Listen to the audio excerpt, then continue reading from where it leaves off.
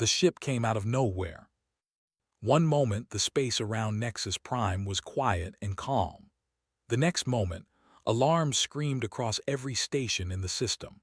A vessel had appeared, not through the standard jump gates that the Council controlled, but through some unknown method that left no warning.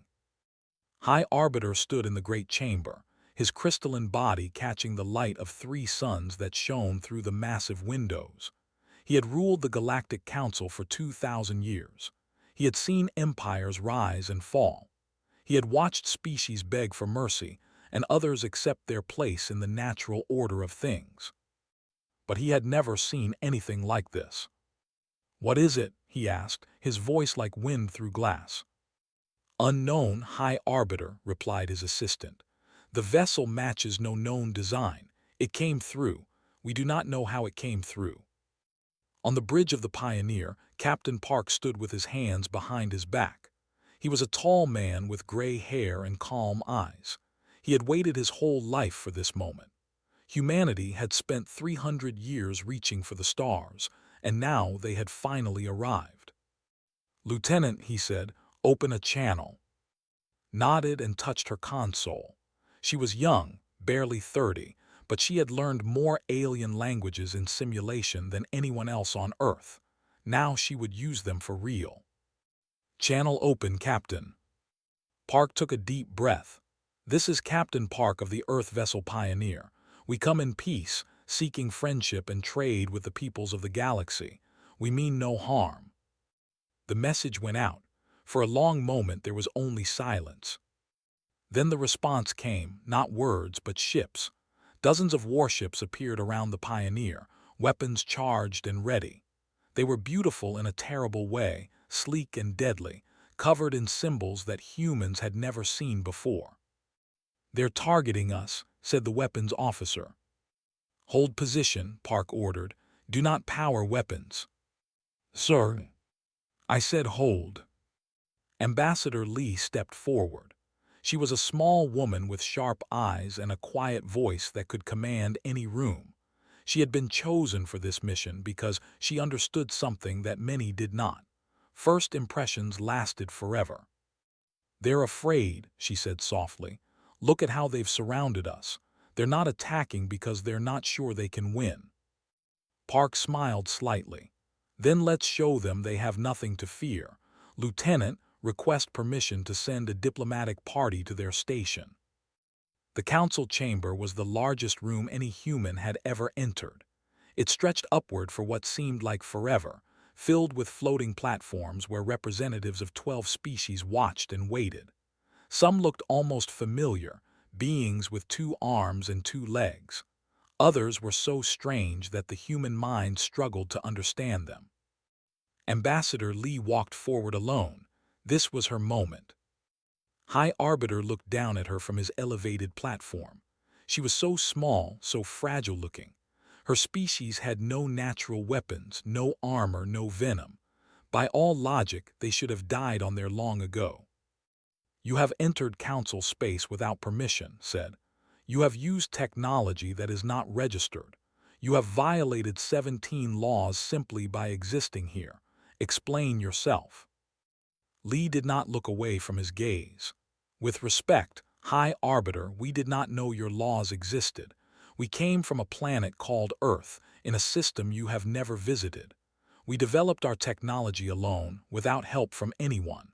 We are here because we wish to meet our neighbors." A murmur went through the chamber. "Alone, without help, impossible." "All species are uplifted," said another council member, a creature that looked like a massive insect. "All species receive the gift of knowledge from those who came before. This is the way of things. You cannot have developed faster-than-light travel by yourselves." "And yet we did," Lee replied simply. High Arbiter leaned forward. "If what you say is true, then you are an anomaly. Anomalies are dangerous. They must be managed." "We did not come here to be managed. We came here to be partners." The silence that followed was absolute. No species had ever spoken to the Council this way. No species had ever asked for equality. They asked for protection. They asked for guidance. They accepted their place in the order that the Council had built over 50,000 years. But not these humans. High Arbiter studied the small creature before him. She showed no fear. Her heart rate, he could sense it, was slightly elevated but controlled. She knew exactly what she was doing. "You do not understand," he said carefully. "The galaxy is a dangerous place. There are rules that must be followed for the safety of all. Young species like yours need guidance. You need protection from your own mistakes." "We appreciate your concern," Lee said, "but we have made many mistakes over our history. We have learned from them. We do not need others to make our choices for us." "This is not a request." Lee tilted her head slightly. "Neither is ours." The Council voted that night. It was unanimous, as it always was. Humanity would be classified as a monitored species, the lowest classification possible. They would be assigned a supervisor. They would follow 847 regulations covering everything from population growth to technology development. They would learn their place. The regulations were transmitted to the Pioneer, along with a formal welcome to the galactic community.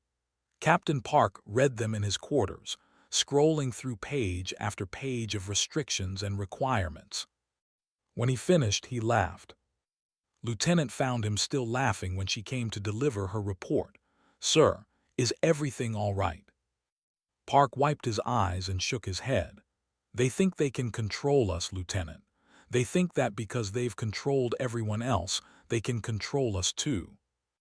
"Can't they? Their technology is far beyond ours. Their fleet could destroy Earth in hours." "Technology isn't everything," Park said. He stood and walked to the window, looking out at the massive Council station. "Do you know why humanity survived, Lieutenant? We weren't the strongest species on our planet. We weren't the fastest. We didn't have claws or fangs or armor. What did we have? Stubbornness." He turned back to her with a fierce light in his eyes. "We had the absolute refusal to give up, no matter what the universe threw at us. Ice ages, plagues, wars, disasters. We survived them all, not because we were better, but because we simply refused to die." Nodded slowly. "What do we do now, sir?" Park sat back down at his console.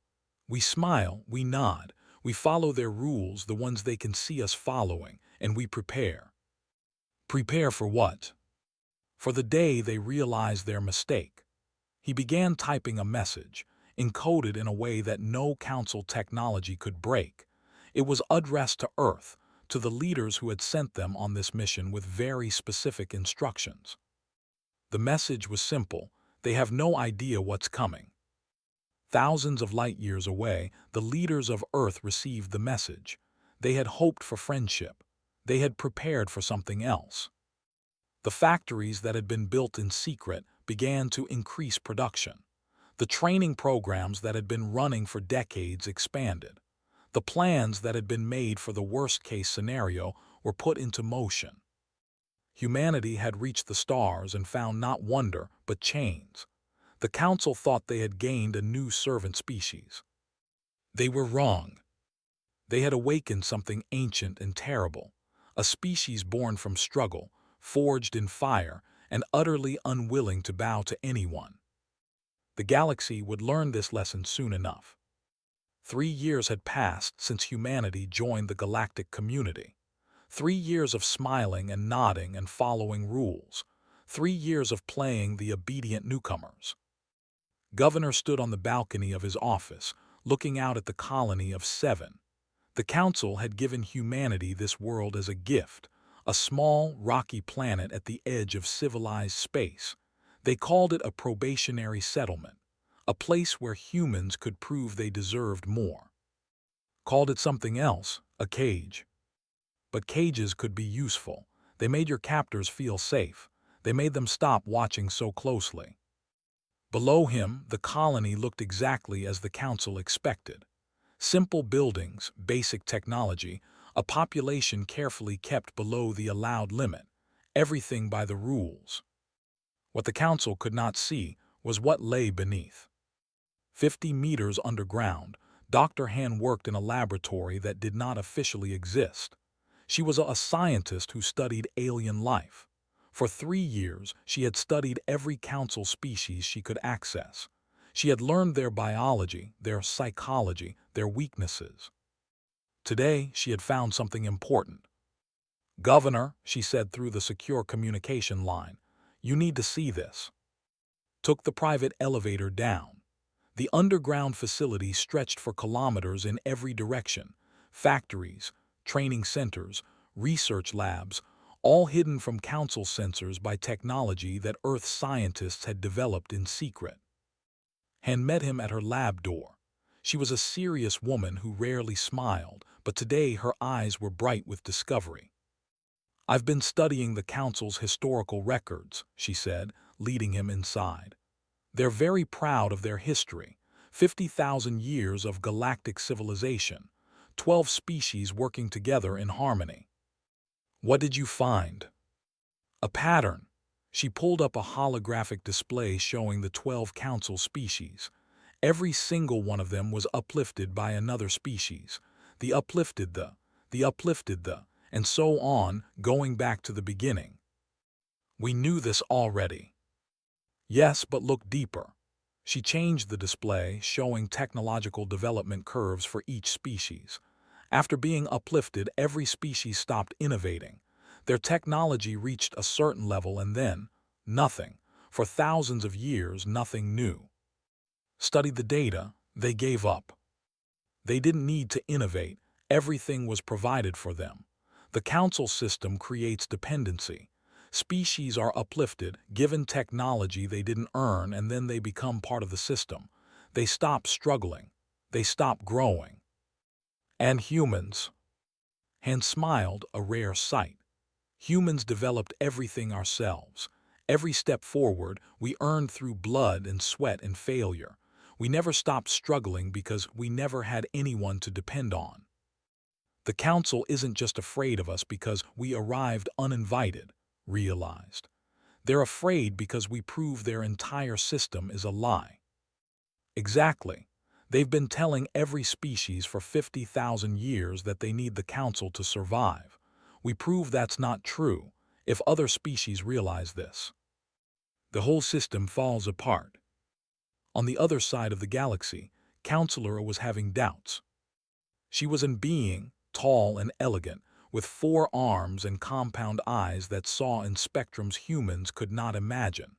She had served the council faithfully for 300 years. She had helped manage dozens of species, guiding them toward proper civilization. Now she had been assigned to monitor the humans on 7. At first it had seemed like an easy assignment. The humans were compliant. They followed the rules. Their population stayed within limits. Their technology remained at approved levels. But something was wrong. I walked through the human settlement observing. The humans smiled at her. They answered her questions politely. They showed her exactly what she expected to see. It was too perfect. She found herself in the lower district, where the workers lived. Here, among the simple buildings, she saw something that stopped her cold. A human woman was teaching a group of children. Nothing unusual about that, except the children were not human. They were a species that served as laborers throughout the galaxy. The lowest caste, barely considered citizens. The human woman was teaching them to read. I approached quietly. The woman looked up and smiled. "Counselor, would you like to join us?" "What are you doing?" "Teaching," the woman said simply. "These children are bright. They deserve to learn. Do not need to read. They are workers." The human woman's smile faded slightly. "With respect, counselor, everyone deserves to learn. Knowledge isn't something that should be kept from anyone." I looked at the children. They stared back at her with eyes full of something she had never seen in their species before: hope. She left quickly, troubled in ways she could not explain. Far from 7, Admiral commanded Earth's true fleet. The Council thought humanity had 12 ships, outdated vessels with primitive weapons, barely capable of self-defense. This is what they were allowed to see. The reality was different. Hidden in the dark spaces between stars where no one thought to look, 200 warships waited. They were not pretty like council vessels. They were brutal and efficient, built for one purpose: war. Admiral stood on the bridge of his flagship, reading the latest intelligence reports. The council was growing impatient. Humanity was not submitting quickly enough. There was talk of corrective action. His communications officer approached. "Sir, we've intercepted a council transmission. They're assembling a compliance fleet." "How many ships?" 200, sir. They're calling it a diplomatic mission, but the weapons signatures don't lie. Nodded slowly. The moment they had prepared for was coming. 3 years of hiding, building, waiting. It was almost time. "Send word to all commanders," he ordered. "Operation Prometheus is active. All ships to full readiness." "And Earth, sir?" "Tell them to start evacuating the cities. Quietly. We don't want to cause panic." "Do you think it will come to war, Admiral?" Looked out at the stars. "The Council doesn't want war, they want obedience. When they don't get it, they'll try to force us. And when that fails," he smiled grimly, "well, then they'll learn what humans do when our backs are against the wall."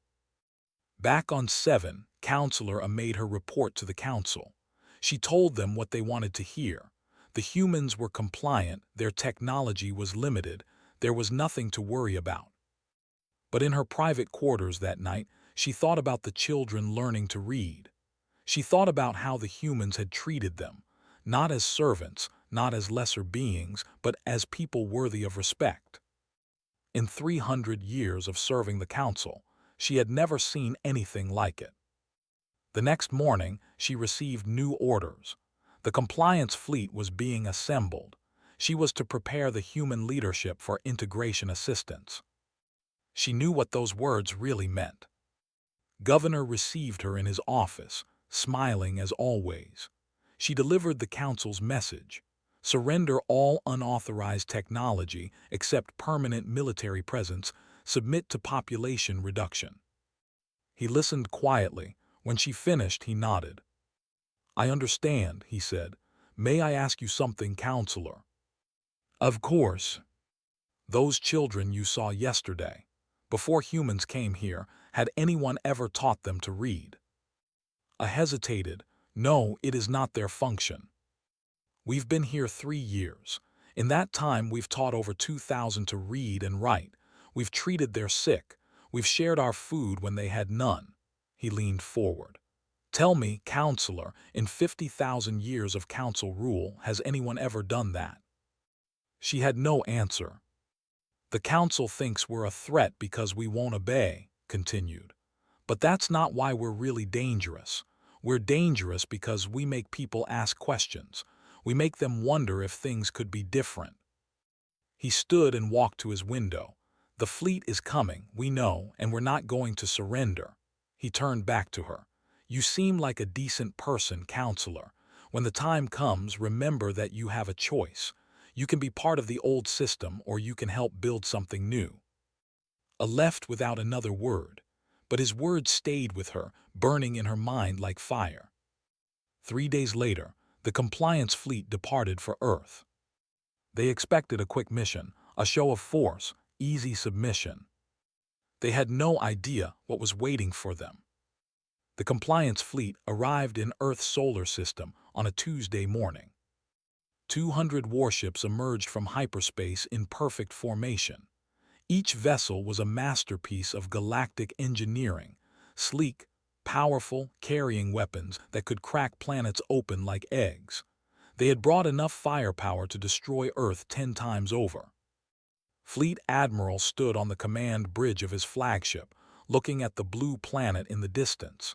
He had commanded 100 compliance missions. This would be the easiest one yet. "Scan the system," he ordered. "Find their fleet." The scanning officer worked for a moment, then frowned. "Admiral, I'm detecting only 12 vessels." 12, laughed. It was a harsh sound like metal scraping metal. "They have 12 ships against our 200. This will be over before lunch." He ordered his communications officer to send the standard message: surrender immediately or face destruction. The usual terms: complete disarmament, population controls, permanent occupation. The response came quickly. It was a single human, a young woman in a military uniform. She identified herself as Fleet Commander. "This is Fleet Commander of Earth Defense Forces," she said calmly. "We have received your demands. Our answer is no." Blinked his 3 eyes. "You understand that you are facing 200 warships. You have 12. The human smiled. It was not a friendly smile. "You should have brought more ships." The transmission ended.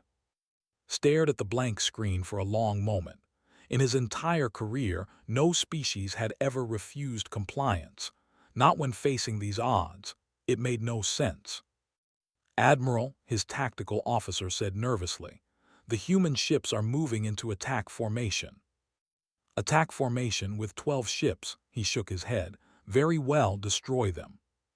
The first wave of Council ships moved forward, weapons charging. This would be quick and simple. Then the darkness came alive. From the asteroid belt, from behind moons, from the dark spaces where sensors didn't look, human ships appeared. Not 12, not 50, 200 warships matching the Council fleet exactly. And they weren't alone. Millions of smaller objects emerged with them. Drones, each one carrying a single warhead, each one controlled by human pilots who had trained for years for this exact moment. "Impossible," whispered. "They hid an entire fleet from us." Fleet Commander stood on the bridge of her flagship, watching the Council formation break apart in confusion. She was 32 years old. She had studied every recorded battle in Council history. She had found their weaknesses. "All ships," she ordered, "execute pattern Delta." The human fleet didn't fight like Council ships.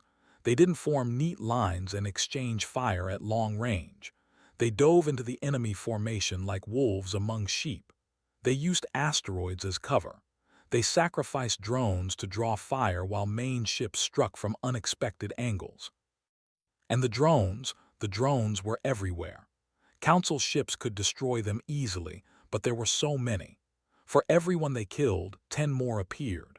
The drones carried warheads specifically designed by Dr. Shin, a young scientist who had spent 3 years studying Council shield technology. She had found the frequency that would let human weapons pass through. The first Council ship exploded in a ball of fire, then another, then 10 more. On his flagship, Admiral screamed orders that no one could follow. His beautiful formation had become chaos. Human ships weaved through his fleet, striking and retreating, never staying still long enough to target. "They fight like animals," his tactical officer shouted. "There's no pattern, no logic." There was logic. It just wasn't the kind of logic the Council understood. On 7, the ground war had begun. Sergeant Major led her unit through the burning streets of the colony. Council occupation forces had landed expecting easy surrender. They had found something else entirely. The workers, the ones humans had taught to read, had fed, had treated as equals, had risen up. They fought alongside humans with stolen weapons and makeshift tools. They knew the tunnels and back alleys better than any Council soldier. Had been a soldier for 20 years. She had trained for this moment without ever truly believing it would come. Now it was here, and she found herself grinning as she led her people into battle. "Sergeant Major," one of her soldiers called out, "enemy armor approaching from the east." Council armor was impressive, towering machines of war that could level buildings with a single shot. Against a normal enemy, they would be unstoppable. Humans were not a normal enemy. "Underground teams now," ordered. The ground beneath the armor units collapsed. Humans had been digging tunnels since the first day of the colony, escape routes, supply lines, traps. The Council soldiers fell into darkness, easy targets for the fighters waiting below. A Council commander captured in the fighting was brought before. He looked at her with confusion in his eyes. "Why do you fight?" he demanded. "You cannot win. Even if you defeat this fleet, more will come. The Council has ruled for 50,000 years. You cannot change that." Crouched down to his level, her face was covered in dirt and blood, her own and others. "Do you know what humans do when you tell us we cannot win?" "What?" "We fight anyway." She stood up. "Take him to the detention area, treat him well, we're not monsters." The Council soldier was led away, still trying to understand what kind of species fought battles they couldn't win. In space, the Battle of Sol reached its peak. Admiral watched in horror as his fleet was torn apart. These humans fought with a ferocity he had never seen. They took insane risks. They sacrificed ships to save others. They cheered when they died, as long as they took enemies with them. One human ship, badly damaged and on fire, flew directly into his second-largest vessel. The crew could have escaped. They chose to stay and guide their ship to impact, ensuring the kill.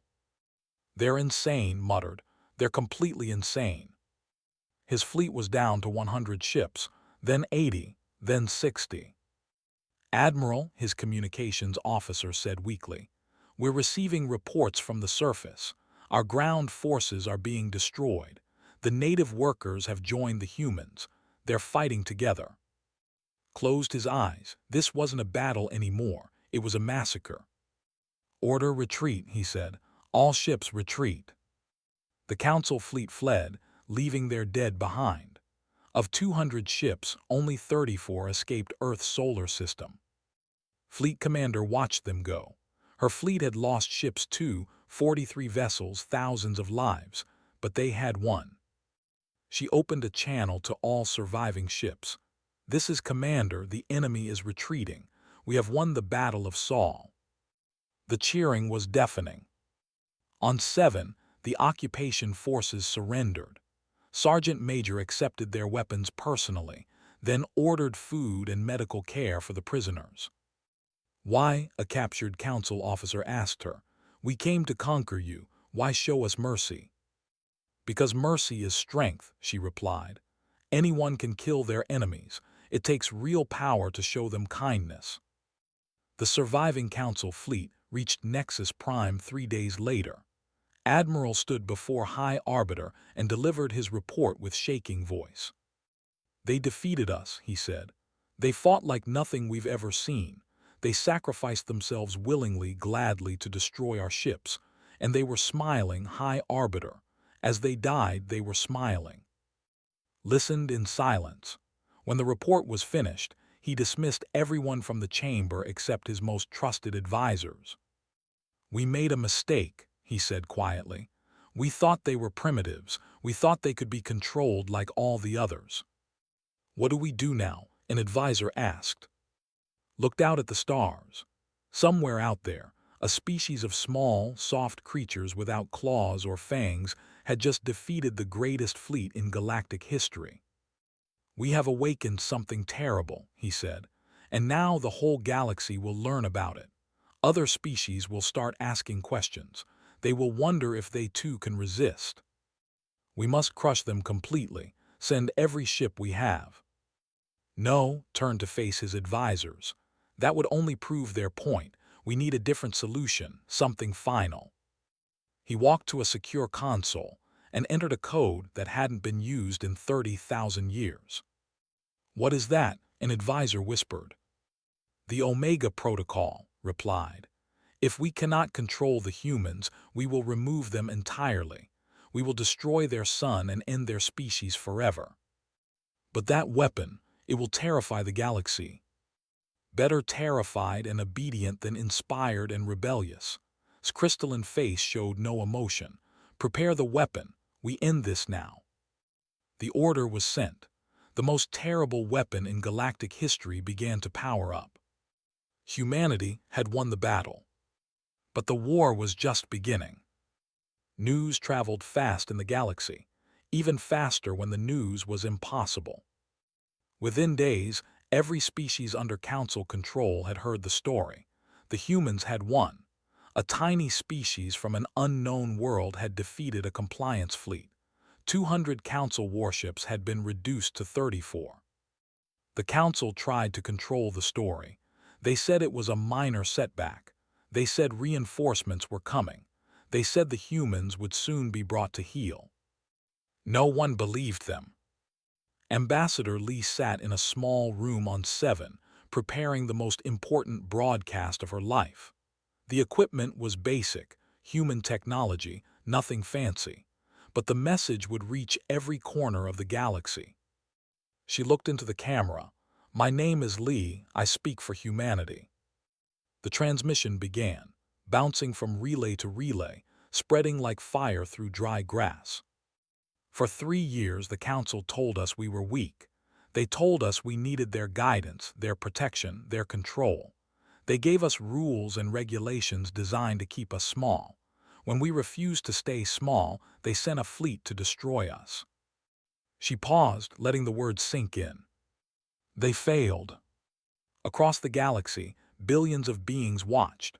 Workers and servants, soldiers and scholars, species that had been managed by the Council for thousands of years. The Council has told you the same things they told us. They have told you that you are not ready to govern yourselves. They have told you that you need them. They have told you that this is the natural order of things. Lee leaned forward, her eyes intense. They lied. You do not need them. You never did. The only power they have is the power you give them, and you can take it back.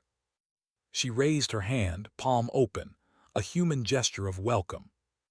Stand with us, not under us, not behind us, but beside us, as equals, as partners, as free peoples choosing their own futures. The Council's time is over. The time of freedom has begun. The transmission ended. For a moment, nothing happened. Then everything happened. On 17 worlds, rebellions erupted within hours. Counselor A watched the chaos from her office on Nexus Prime.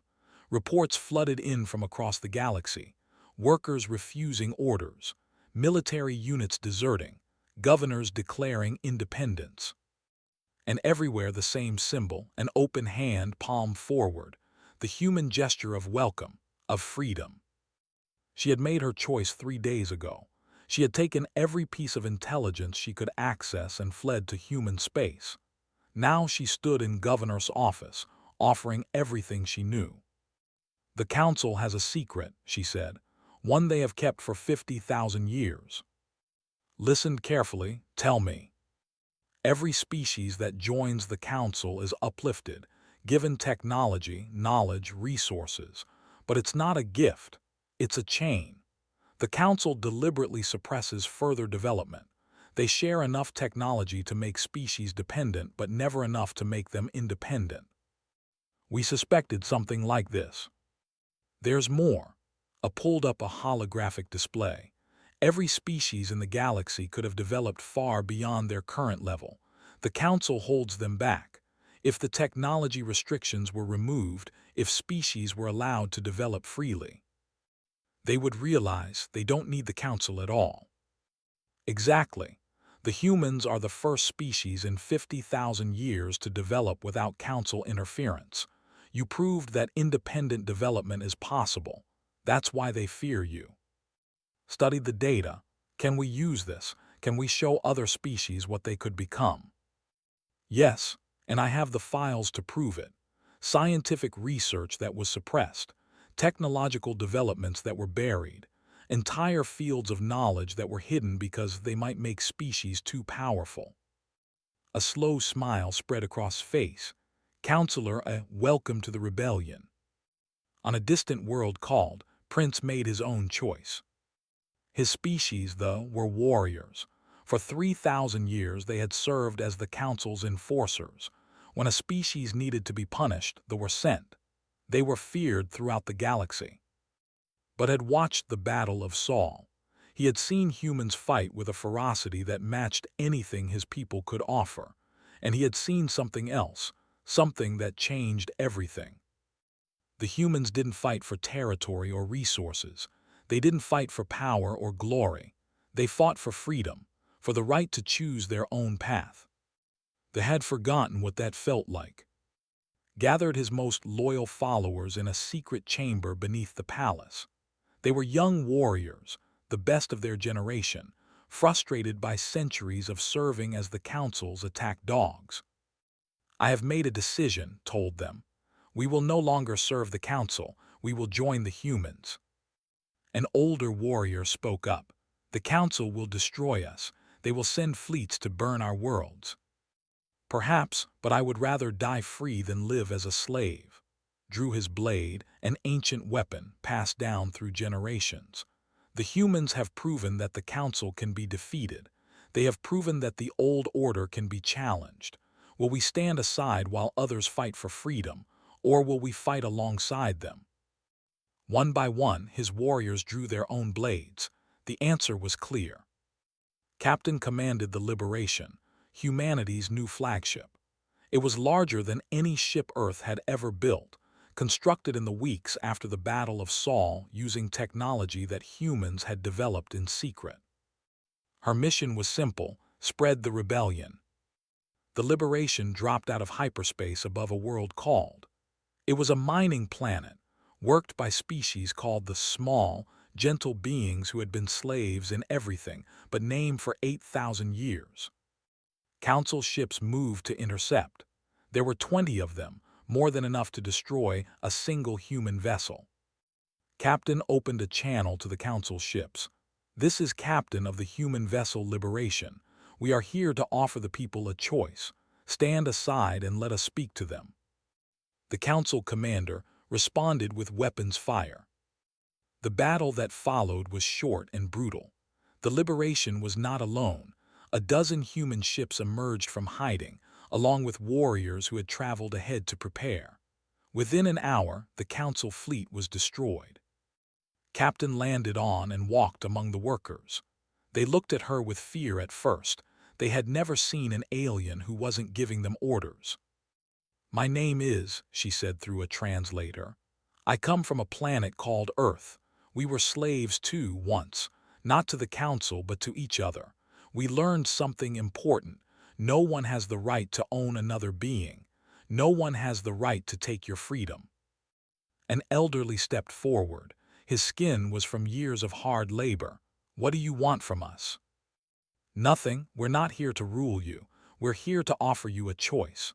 You can stay as you are under council control, or you can join us, not as servants, as equals, free beings choosing their own future. And if the council comes back, then we'll fight them together. We've done it before, we'll do it again." The elderly looked at his people. Thousands of them had gathered to hear this strange alien speak. For 8,000 years they had been told they were weak. They had been told they needed the council. They had believed it. Now a species they had never heard of was offering them something they had forgotten existed: hope. "We will join you," the elder said. A cheer went up from the crowd. It was a small sound at first, uncertain, as if they had forgotten how to celebrate.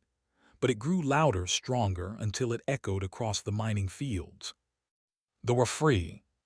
Across the galaxy, the same scene repeated itself. World after world, species after species, the rebellion spread. Some joined willingly. Others needed convincing. A few refused, and humans respected their choice, moving on to those who wanted freedom. But High Arbiter was not watching the rebellion. He was watching something else entirely. Deep in the heart of Nexus Prime, a weapon was being prepared. It was ancient technology, created 30,000 years ago for a war that had nearly destroyed the galaxy. It had been used only once, and the scars still remained, a dead system where a star had once burned. The Omega Protocol. A device that could destabilize a star, causing it to explode. It would vaporize every planet in the system, killing everything within light years. Intended to use it on Earth's sun. "The rebellion can be crushed later," he told his advisors. "Without the humans, the other species will fall back into line. They always do. Remove the source of inspiration and the inspiration dies. High Arbiter, if we use the Omega Protocol, we will terrify the galaxy. Many species will turn against us." Better fear than hope, replied. Fear can be controlled, hope cannot. The weapon began its charging cycle. In 12 hours it would be ready. In 12 hours humanity would die. The message arrived at midnight Earth time. Governor read it 3 times, hoping he had misunderstood. He hadn't. The Omega Protocol, a star-killing weapon, 12 hours until activation. He called an emergency meeting. Within an hour, every human leader was connected: Admiral, Fleet Commander, Captain, Ambassador Lee, and dozens of others. Counselor joined them, her face grim. The weapon is real, she confirmed. It was used 30,000 years ago to end a rebellion. An entire star system was destroyed. Billions died. Can it be stopped? Admiral asked. In theory. The device requires 12 hours to charge and must be deployed within the target system. If we can reach it before it fires, we can destroy it. But it's located at the heart of Nexus Prime, the most heavily defended place in the galaxy. Silence fell over the meeting. Captain Park spoke. He had been quiet until now, listening to the others debate. He was older than most of them, the man who had commanded the first human ship to reach the Council. He had started this journey years ago. I'll lead the mission, he said. Captain, that's a suicide run, protested. The defenses around Nexus Prime are significant, yes, but not impossible. Park stood, his old bones creaking. We've beaten impossible odds before. We'll do it again. Governor stepped forward. I'm going with you. So am I, said Admiral. One by one, others volunteered. More than could possibly fit on any mission. Sergeant Major spoke for all of them. We go together or not at all. Dr. Han had been studying the data provided. Now she looked up with fire in her eyes. I found a weakness. The weapon's charging chamber creates an energy signature that disrupts local shields. If we can get a ship close enough, we can fly directly into the facility. How close? Park asked. Very close, and the approach window is small, maybe 30 seconds. Then we'll make it work. Park turned to face the assembly. We have 12 hours, let's not waste them. The United Species Alliance gathered. It was a fleet unlike anything the galaxy had ever seen. Human ships flew alongside warships. Transport vessels carried A's people, who had defected in mass after her broadcast explaining the Council's lies. A dozen other species had sent whatever ships they could spare. They were outnumbered. They were going to attack the most powerful fortress in the galaxy. Captain commanded the main fleet. Her job was simple: create chaos, draw attention, give Park's strike team a chance to reach the weapon. All ships, she broadcast. Today we fight for more than our own survival. We fight for every species that has ever been told they were too weak to be free. We fight for everyone who was ever crushed by the Council's boot. And we fight to prove that the universe belongs to those brave enough to take it. She paused, letting her words reach every ship in the fleet. Let's show them what free peoples can do. The Battle of Nexus Prime began. Council ships swarmed to defend their capital. They outnumbered the Alliance fleet 3-1. Their weapons were stronger, their shields thicker, their technology superior in every measurable way. None of it mattered. The Alliance fought with a fury born of centuries of oppression. Warriors crashed their ships into enemy vessels rather than retreat. Pilots, who had never flown combat missions in their entire history, learned quickly and died bravely. Human ships weaved through the chaos, striking where the enemy was weakest. And through it all, Park's strike team pushed forward. His ship was called the Dawn, a small, fast vessel built for exactly this kind of mission. With him were a hand-picked crew of 50, each one a volunteer who knew they might not survive. Approaching the inner defenses, his pilot reported, enemy ships converging. Take us through. The Dawn dove into a storm of weapons fire. Shields flared and died. Hull plates buckled, but the ship kept moving, carried forward by human stubbornness and the sacrifice of Alliance vessels that threw themselves in the way of enemy fire. Dr. Han watched her instruments. The energy signature is spiking. We're getting close. How long until the weapon fires? 30 minutes. Park nodded. They would make it. They had to. High Arbiter stood in the Omega Protocol chamber, watching the weapon charge. Around him, his most loyal guards waited. He had sent everyone else away. This moment was his alone. The weapon was beautiful in its terrible way. A massive crystal sphere that pulsed with energy older than most civilizations. In a few minutes, it would tear Earth's sun apart and end the human threat forever. An alarm blared. Enemy vessel approaching. Impossible, nothing should have gotten this close. Watched on his screen as a small ship burst through the final defense line. It was damaged, burning in places, clearly dying, but it kept coming. Humans. Seal the chamber, he ordered. Nothing gets through. The Dawn crashed into the outer wall of the Omega Protocol facility. The impact killed 3 crew members instantly. Others were wounded, bleeding, broken. But Park pulled himself from the wreckage and led his surviving team forward. They fought through corridors filled with Council guards. Sergeant Major, who had insisted on joining the mission, led the charge. She was wounded twice and kept fighting. She was wounded a 3rd time and still kept fighting. "Captain," Dr. Han shouted, "the chamber is ahead, but the door." The door was massive, sealed with energy fields that human weapons couldn't penetrate. Governor studied the problem for exactly 3 seconds. Then he pulled out his communication device and contacted the fleet. "Captain, I need a precision strike on these coordinates. Now." "Sir, that's inside the facility. You'll be." "I know, do it." The strike came 5 seconds later. A single missile, guided by human hands, struck the door with enough force to crack it open. The explosion killed Governor and 4 others. They died smiling. Park led the survivors through the ruined doorway and into the Omega Protocol chamber. High Arbiter stood alone before the weapon. His guards were dead. His fleet was losing. His empire was crumbling around him. But he was not afraid. "You are too late," he said calmly. "The weapon fires in 2 minutes. Nothing can stop it now." Park looked at the massive sphere, pulsing with star-killing energy. Then he looked at. "You know, I've been wondering something," he said, stepping forward. Why try to control everyone? You've lived for thousands of years. You've seen civilizations rise and fall. Why spend it all building cages?" "Because the alternative is chaos," replied. "Without order, species destroy themselves. Without guidance, they make mistakes. Without control, there is only death." "Made mistakes," Park admitted. "Plenty of them. We've had wars and plagues and disasters. We've nearly destroyed ourselves more times than I can count."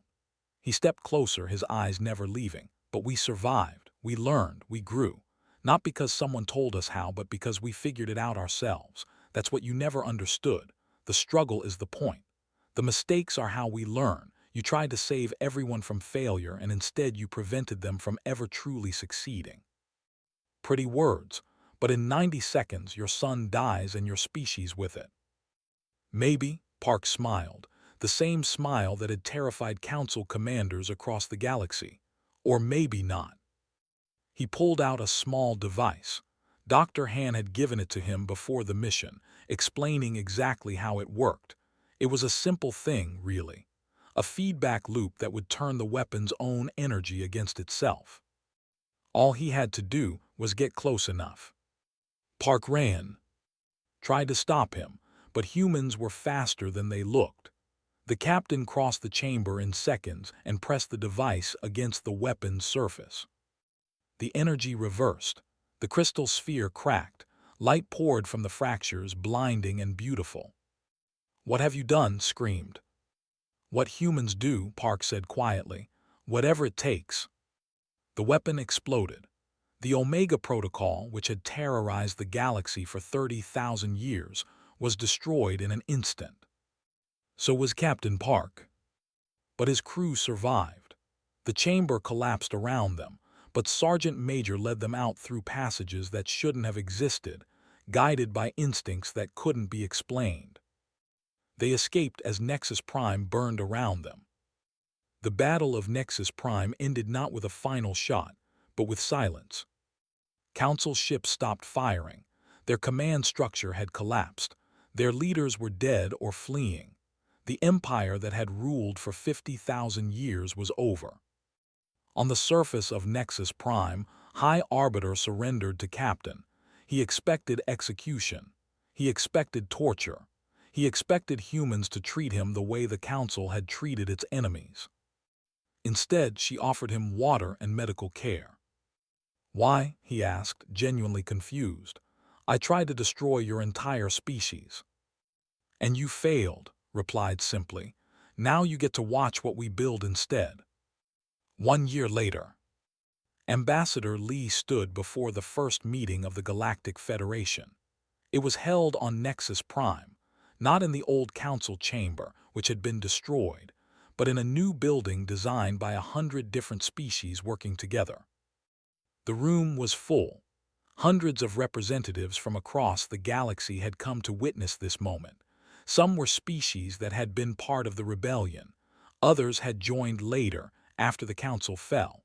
A few were former council members who had chosen to help build something better. Lee looked out at the assembly and smiled. "The council believed the galaxy needed to be controlled," she said. "They were wrong. The galaxy needed to be freed."